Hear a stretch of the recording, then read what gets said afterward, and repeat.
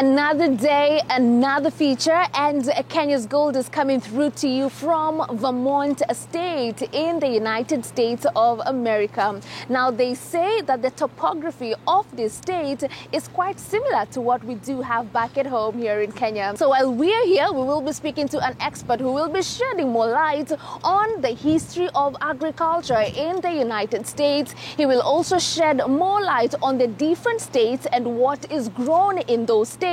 Also, he'll help us understand where do we find the big farms, where do we find the small farms, and also he'll talk about the future of agriculture in the United States. That and more in this feature starting now.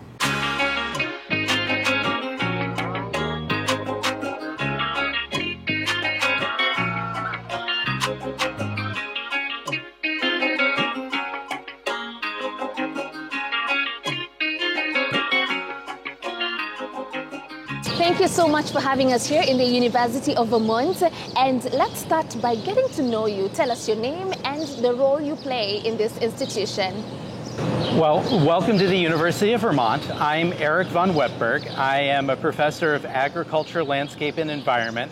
I'm also the director of the Vermont Agricultural Experiment Station and the chair of Animal and Veterinary Sciences. Right. So we've come all the way from Kenya to learn so much about dairy farming here. Have you been to Kenya? I have. Where were you? I got to visit in 2018 in Nairobi, visiting ICRISAT, one of the consultative group on international agricultural research centers that has a station in Nairobi.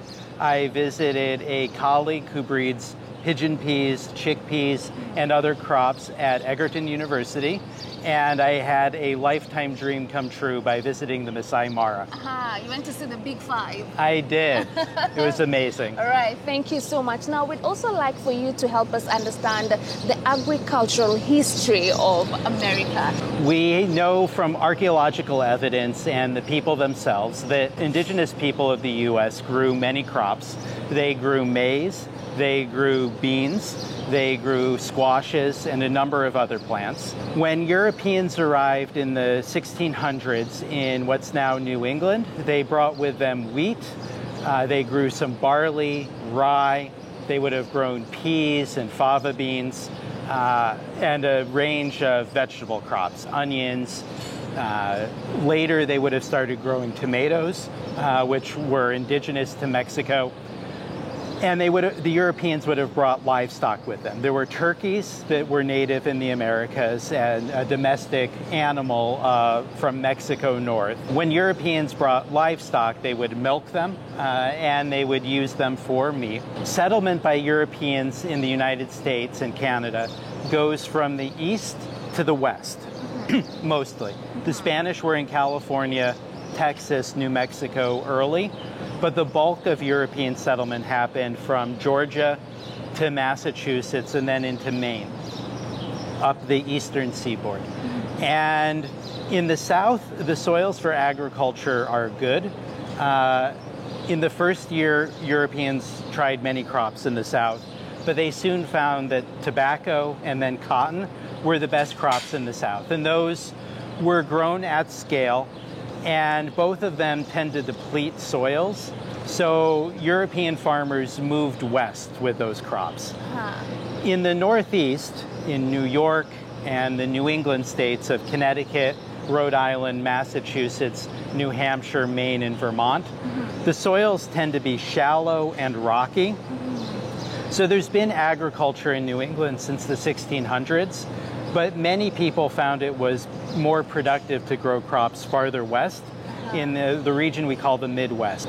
Much of those farms tend to be much bigger, but people still farm in this region. We have more dairy for our size in Vermont than any other state.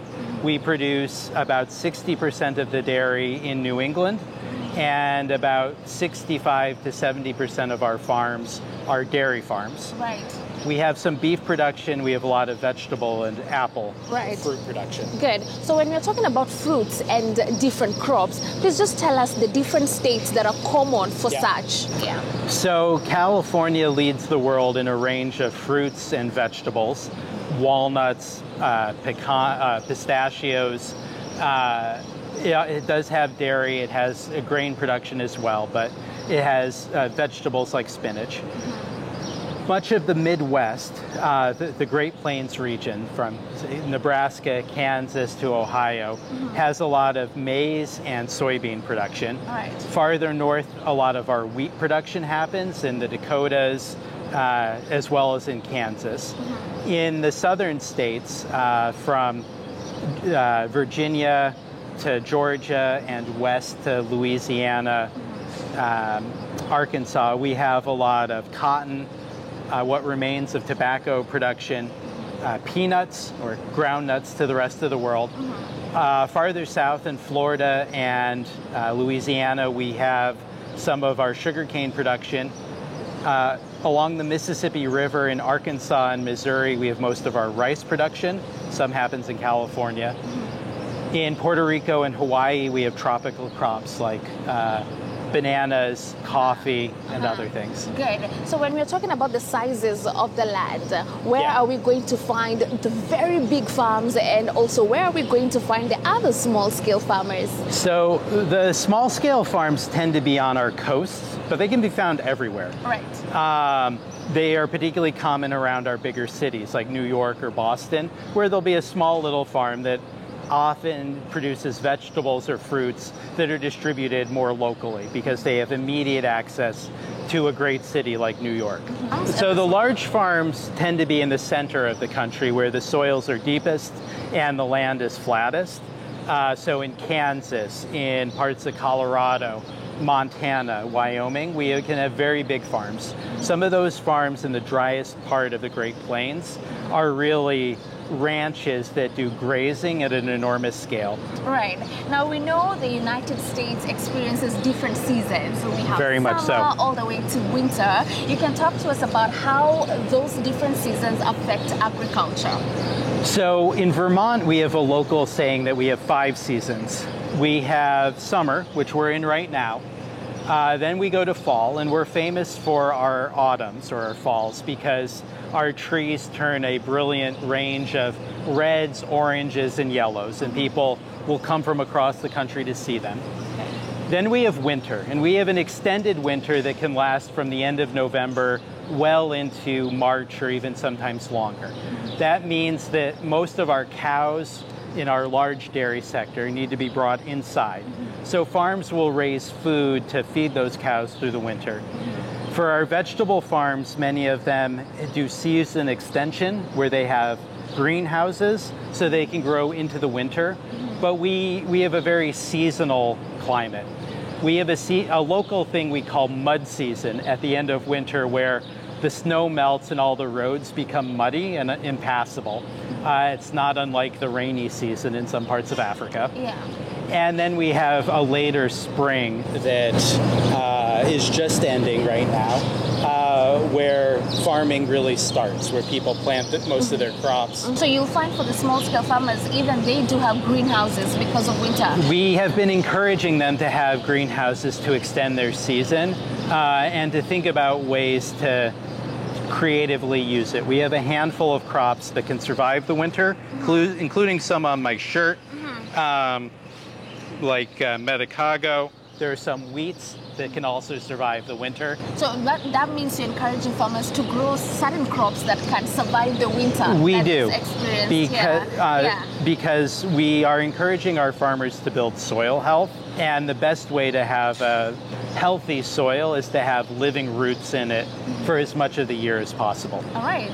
Talk to us about importation of food. If you can compare it to how it used to be very many years ago to where we are now. So when my ancestors arrived on the Mayflower, the early 1600s, they would have had to grow or harvest most of their own food. They might have brought a little bit in from England, but most of it was grown locally. But increasingly, the U.S. imports more food than it did in the past. And since 2020, we've gone from being a net exporter of food to being a net importer of food. Does that mean we are having a decrease in the number of farmers who are now in the United States? And why would that be the reason? So the U.S. is increasingly an old country. We The median age of our farmers is in the late 50s, and many of our farmers are in the 70s. In many cases, children get better jobs in the towns and cities. They have lives where they can travel in ways that are hard to do if they have farms. The opportunities of a university education tend to encourage people to move around the country or even the world. So we are in the middle of farm transitions where it's unclear who's going to farm in the future. I direct and teach in our agriculture programs, but many of our students, some will go on to farm, but many will go on to careers advising in farming or developing technology for farming, or consulting, or in other ways guiding, or in other value-added parts of the food system. And that means that many of our farms are adopting technology. They're consolidating in ways that save labor, but we still face significant challenges with this. Are there any initiatives that you're putting in place to at least try and make agriculture more attractive to the young people? We have some. One of my colleagues runs a farmer training program where many of the social events are geared towards it. The students that you'll meet in our CREAM program in a few minutes sort of attracts more students to dairy. It's one of our most popular majors. But to be honest, many of the students do go on to vet school instead of raising the animals themselves. We are working on more ways. Now, when you're talking about gender, do we see more women in agriculture, more men? How does it look like for you? So Vermont is in many ways a gender equal state. Women still make less on average than men do, but the gap is lower than some other parts of the country. It's still a bigger gap than it should be. We have many young women farmers. Historically, particularly in dairy, there were more male farmers, and in older generations that tends to be the case. But even there have been many women dairy farmers, and many of our most excited young farmers, if not most of them, are women. So talk to us about the university land grant system. All right, so tell us what that is, how it works. The land grant system has deep roots in Vermont. The initial land grant law was something called the Morrill Act of 1862. It was passed during the Civil War when Abraham Lincoln was president. And Vermont Senator Justin Morrill, the act is named after him because he was the main proponent and writer of it. And what he saw back then is that there were fewer people farming, and Vermont was struggling to compete against farms in the Midwest where the soils are deeper and the farms were bigger. And his hope was that by training more farmers in modern agriculture through universities, Vermont farmers would be able to compete by making better products, by having value-added products, moving up the value chain. So Vermont adopted the spirit of the land grant, where lands in the West were sold. These were indigenous lands taken, but they were sold to fund universities to develop agriculture programs. In the 1870s, a system of experimental farms, agricultural research stations, was added to these land grant universities. We still have one, and we're on one of the properties of the University of Vermont. And then so this is one of them. This is part of our agricultural experiment station that includes 3 farms in Vermont. In a bigger state, it might be 20 or 30 farms that specialize in different products. So has this been implemented in every other state? Do we have a university that has been? Every state and territory has a land grant university. The states in the South tend to have 2 or more for historical reasons, given their peculiar institutions. Every one of them has experimental farms. They specialize in crops suitable to the region. Many of them, like ours, have industry partnerships, and they're a key part of our teaching, our research, and our extension. Right. So extension often uses these as well. So share a clear picture on how farmers within the region get to benefit from these universities. So ideally, we try out things that are too risky for farmers to do on their own land. We try to partner with a range of farms where we can try out early stage technology. We have Fitbits for cows on all of our cows to track their activity. These are expensive, and farmers may see the benefit of knowing how much their cows are moving to adjust their feed properly, or to use similar devices as virtual fences if they're grazing. But we're well suited to try those out. We can try out experimental crops that, as the weather changes, are well suited to our conditions that might not yet be profitable. So I'm running a trial with a perennial relative of wheat, but it only has 30 to 15% the yield of wheat. And it's hard to encourage a farmer to grow that when it maybe needs more breeding to be ready. So we provide a key service that way.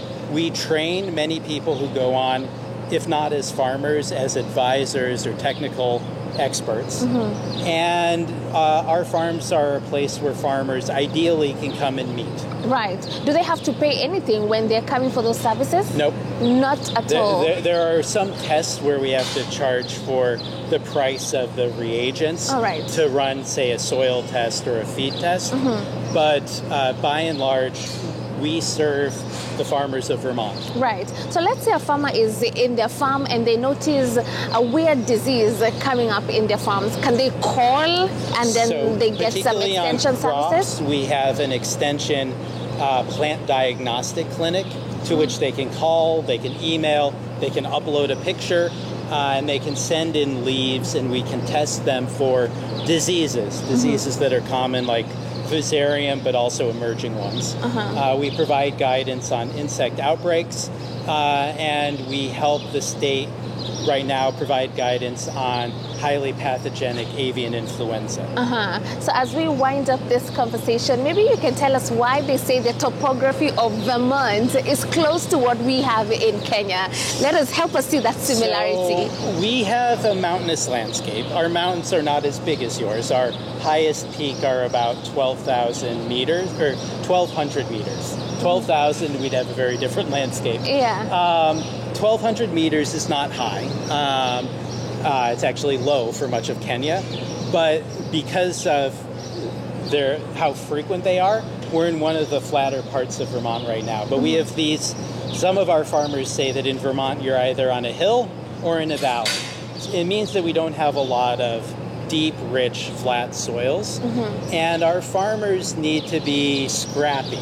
They need to have grit, and they need to find ways to survive when we have winter, and we have soils that have a high clay content, like many of your soils, and that can be depleted in nutrients quickly. Right. Thank you so much for speaking to us and sharing an overview on the state of agriculture right here in the United States. And also thank you for having us here in the University of Vermont. Pleasure. Thank you so much. Thank you. Thank you for having us.